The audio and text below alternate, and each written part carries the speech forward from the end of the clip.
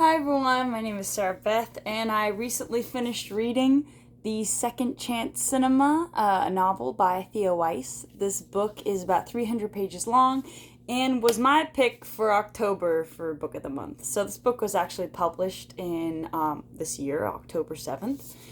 And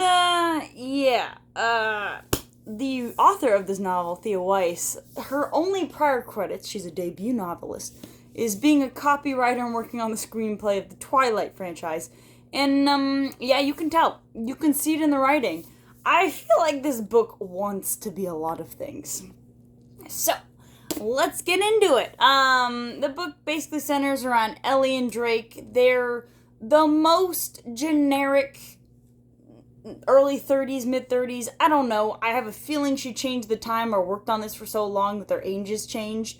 Either way, they're around that time of life, and they're about to get married, and they come across a cinema that is magical. Alright, this is a magical realism book. They get 10 tickets, and right off the bat, they're like, oh my goodness, this cinema plays movies from our life.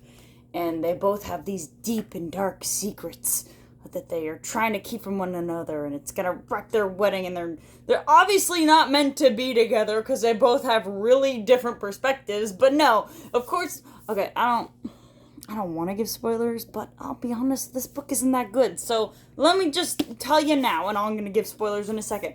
Don't read it. You can read it if you want. It's just fine, alright? It's bubblegum reading. It's really generic. It feels like the author is like, magical realism. I know that's popular. Let's do it. And yeah, there it is, okay? It kind of reminds me that she read The Invisible Life of Addie LaRue.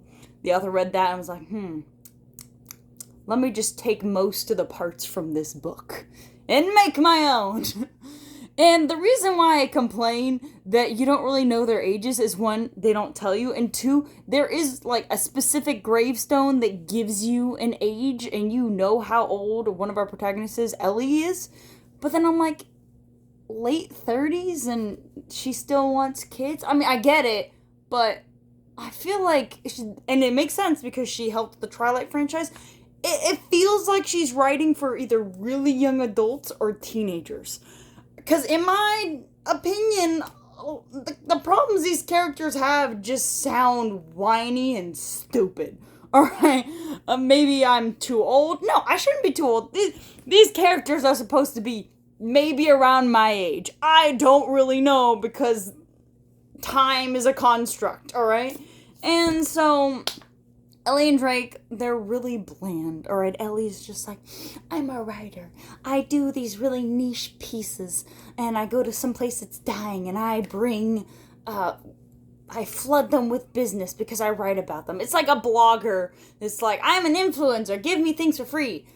Essentially, that's what happens for her. You know, she comes in, they're like, oh, we'll give you a drink if you do this, and you save our bar, and she does save their bar, so, kudos to her, but it's just like, yes, the new millennial dream, or Gen X dream, I don't care, it's the new dream, alright? And then you have Drake, who's like, I'm a construction worker, I'm a man, but I want to do architecture, just like the Fountainhead. Like, if you read the Fountainhead, I feel like he wants to be, like, the main character in that book, but you know what?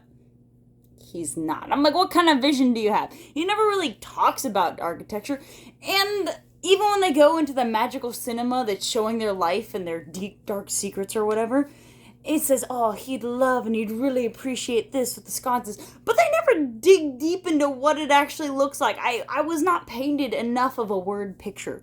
If you've ever read The Night Circus, which is like, not very good character development, but the world is fantastic. We don't get that here. We get none of that here, in fact. The characters are pretty and the world building is really Like, there's not really any kind of ambiance going into this thing, alright? It's fine, alright? That's what really bugs me about this book, is how saccharine sweet it is. Alright, and I'm about to give spoilers. I already told you I was going to give spoilers. The biggest secret for one of them, for Drake, is that he had a failed proposal. I'm sorry, what is you're in your 30s, late 30s, early, and once again, time is a construct.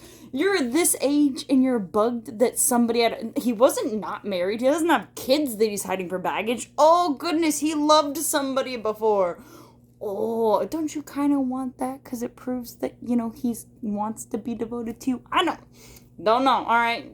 Maybe I'm missing something. I really was just bugged by this. Her dark secret is fine. I feel like I've just heard it 50 bajillion times. You're in a car. It's kind of your fault that person is driving, or you're driving and they die. All right?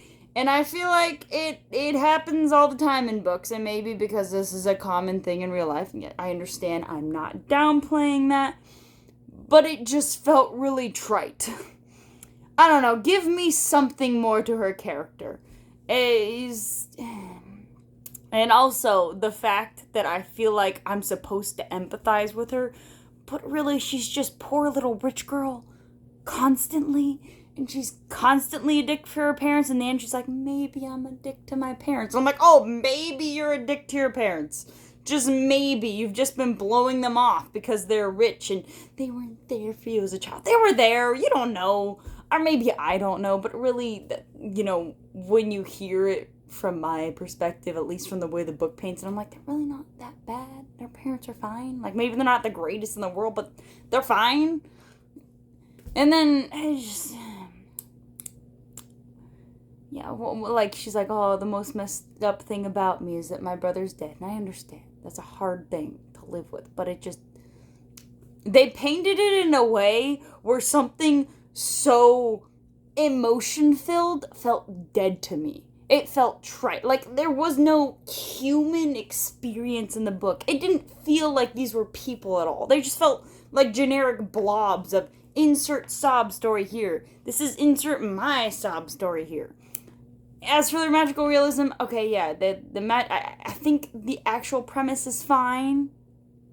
Fine. It felt like the movie that came out, Big Bold Beautiful Journey, where it's just really saccharine and sweet. They want to say something with the movie, and they have a kind of interesting premise. It's not like crazy, like, it can't carry the book, like The Husbands. That pretty much carried the whole book. Oh, there it is.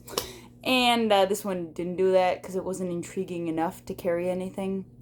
So, yeah, not gonna recommend this. It's so mediocre it makes me angry, is what I think about this. But if you want some bubblegum reading, it's fine. It's just, I wouldn't pay money for this. Anyway, I hope you enjoyed my review and have a good one.